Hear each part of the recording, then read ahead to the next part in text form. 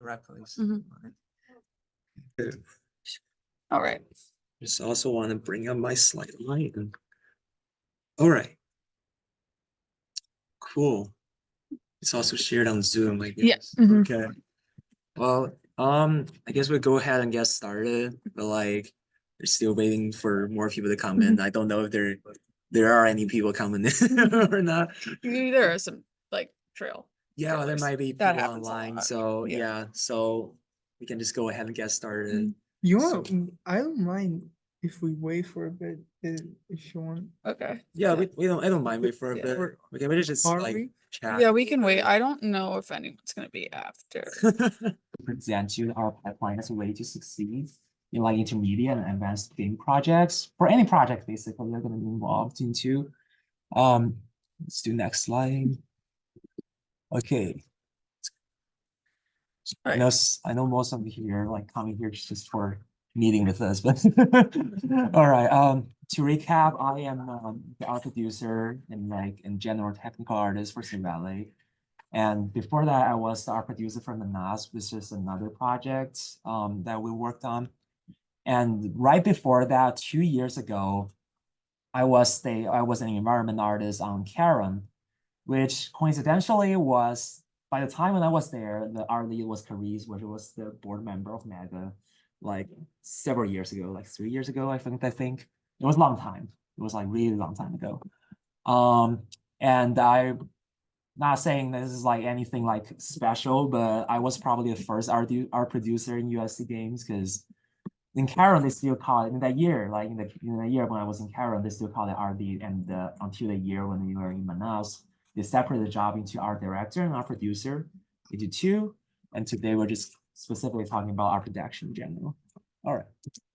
And this is Jun. Yeah. Yeah. Well, this is me. I am the art producer for Oasis Splits now, and doing a lot of 3D modeling stuff as well. And I work with Haotian on Manas. Yeah, we were as a concept artist. we were colleagues in Manas. Yes, colleagues indeed. Yeah. And then we became separate art producers. Okay. So I think a lot of people just came in doing art is like a big question, like what is art pipeline like? Okay, next slide. So this is something I always want to emphasize whenever I do like a project, as I already led like 2 projects and I worked in like big projects for like 3 years, is that games definitely need a pipeline for art. Like I know some people say like, oh, I just want to do freestyle, but there's really no freestyle in doing art. Just look at several games of like, on the market. Like Cyberpunk 2077, for example, has a direction that's like photoreal.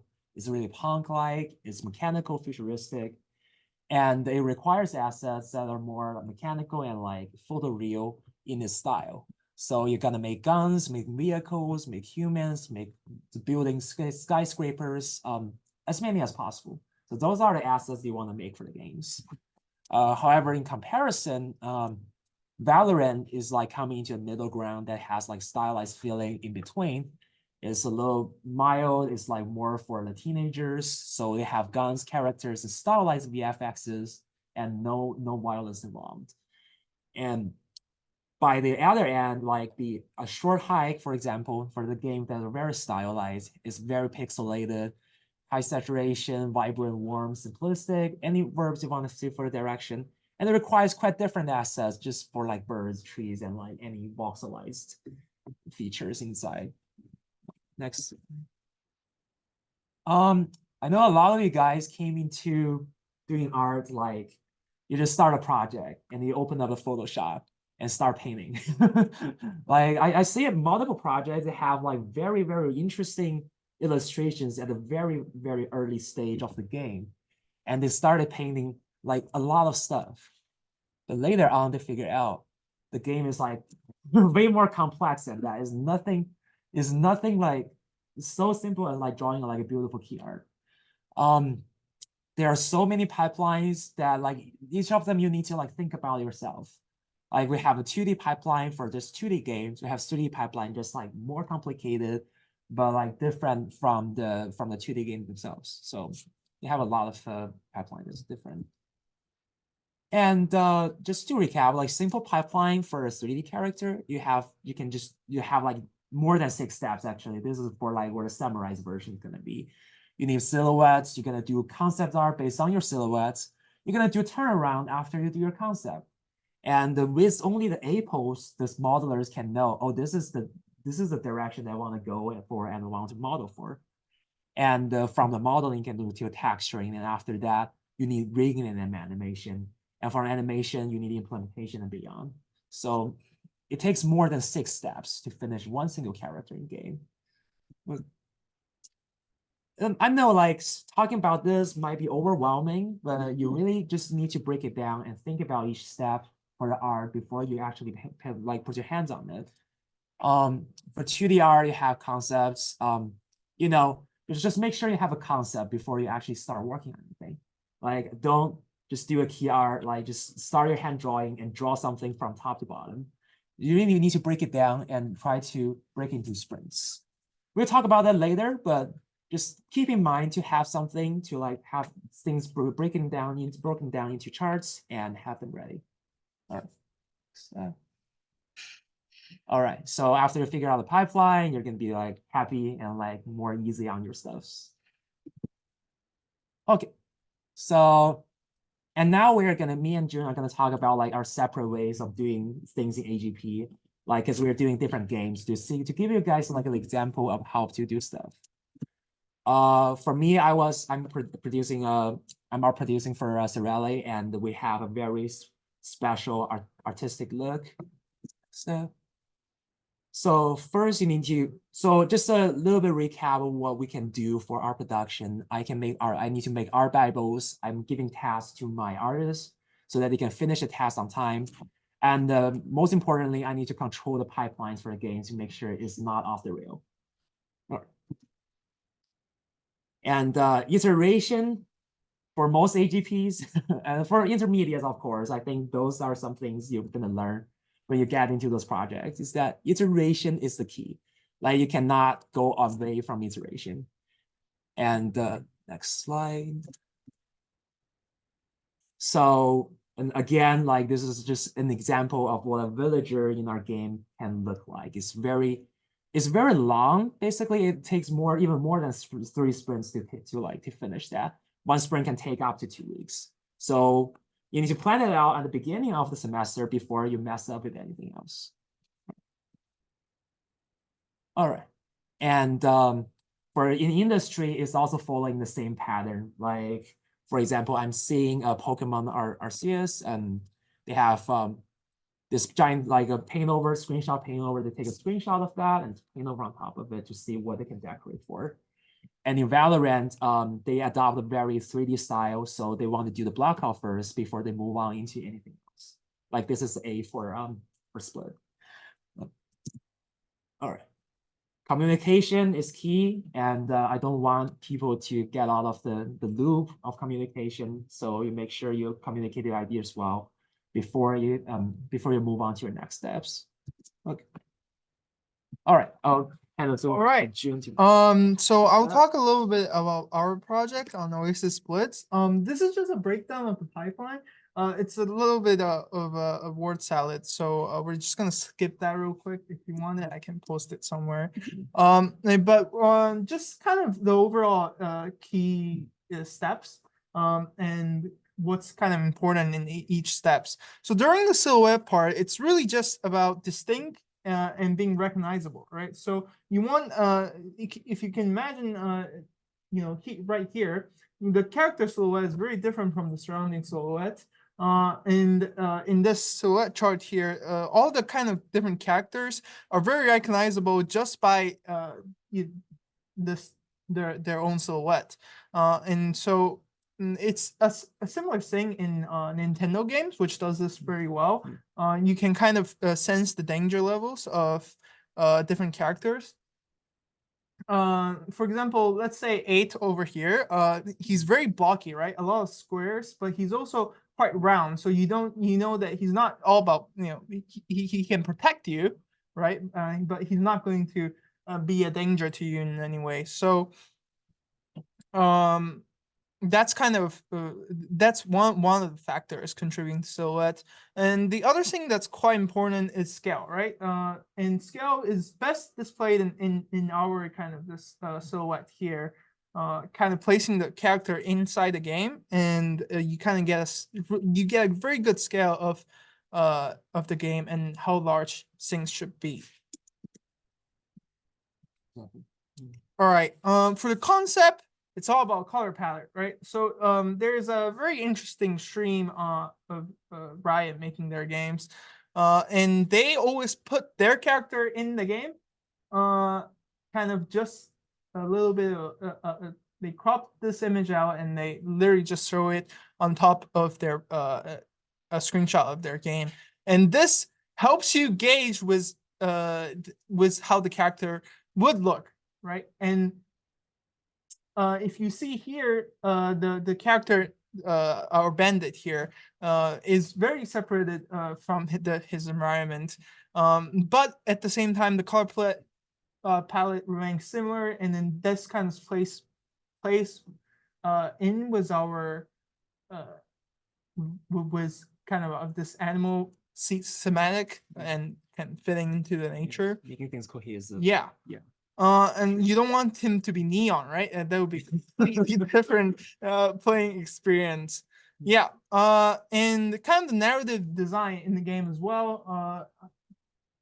All the storytelling inside concept design is very important. And Ben is a mechanic, so you can kind of see all of his equipment with him in the concept part.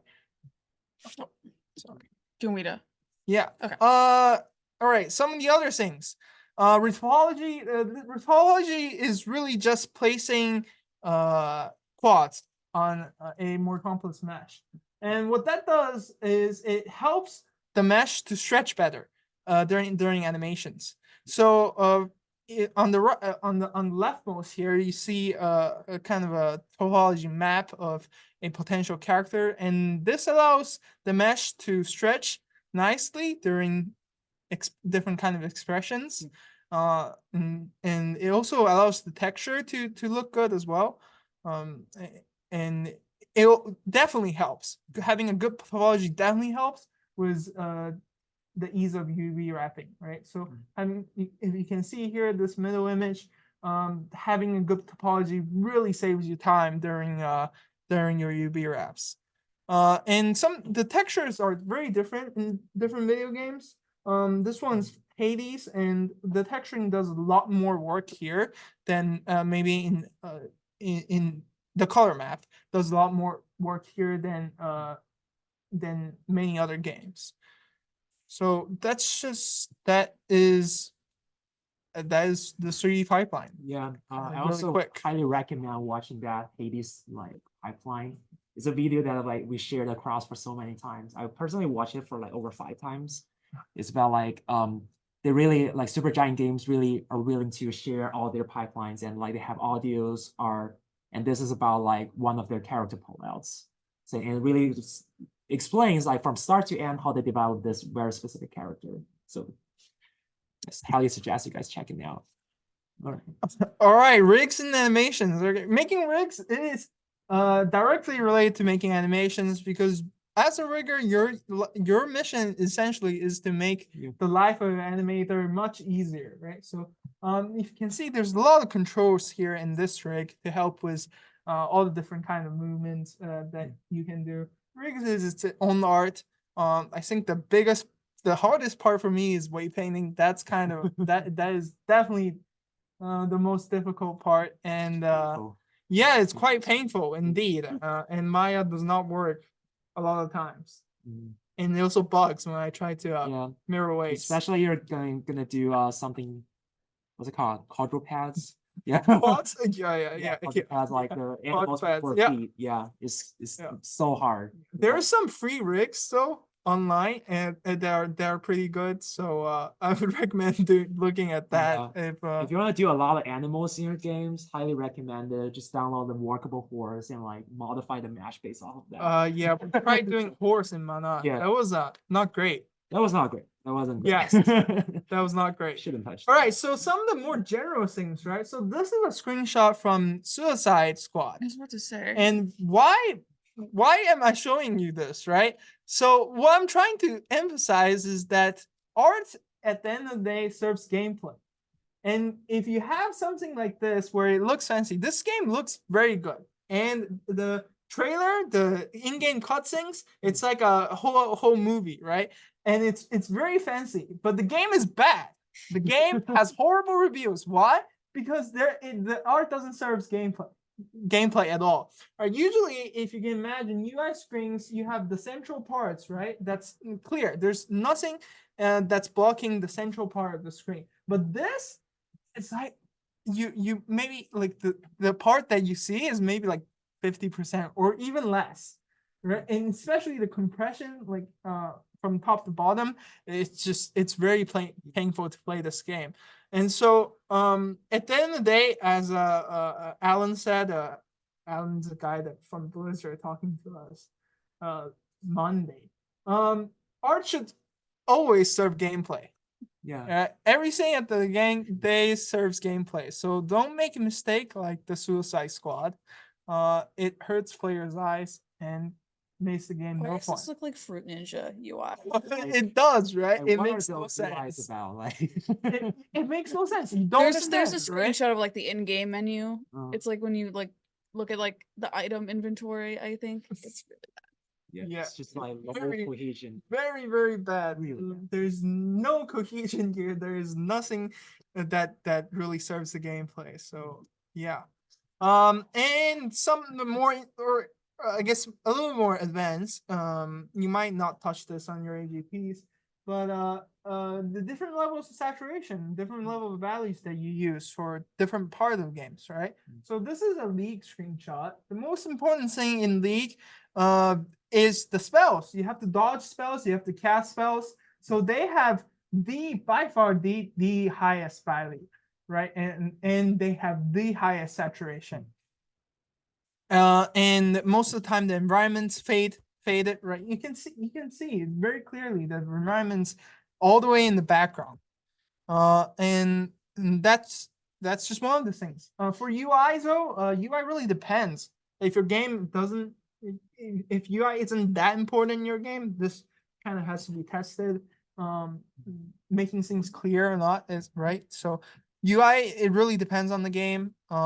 And characters, most of the time they are in between the VFX and the environment.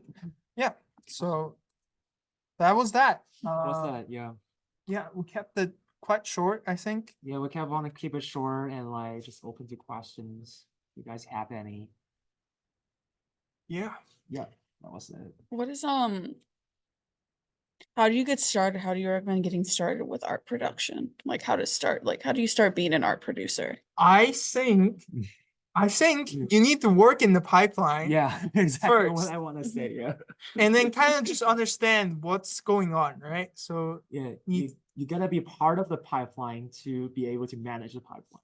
It's yeah, like the golden rule. yes, yes. Like- It's like, you know, there's people that tries to make games that they don't really play games, or you know, they aren't really actually interested in games. They're here to make money, and those people fail most of the time, right? Like I don't know, man. Like I just to me, like personally, I learned all those pipelines from Carice, my former art lead, and I'm Yeah. passing this to Jun, and like Jun's passing this to Yeah, somebody else. it's a legacy It's a moment. legacy mode. It's like Yeah. apprenticeship a little bit, but like you're basically passing it like generation by generation. So, to me, if you want to get into art production, my suggestion is trying to get into a project like this. I'm pretty sure there are a lot of projects that still needs people like in this, ESC, of course, and be a part of the project and feel what it's like to work in a team before you can actually move your steps on top of it. All right, that's pretty much it. Yeah. So Yeah, I mean, if we don't have any other questions, we will end the presentation here. yeah, the presentation here. Yeah. All right, All right. thanks again. Thank you again. Yeah. Yes, thank you so much for This some- is good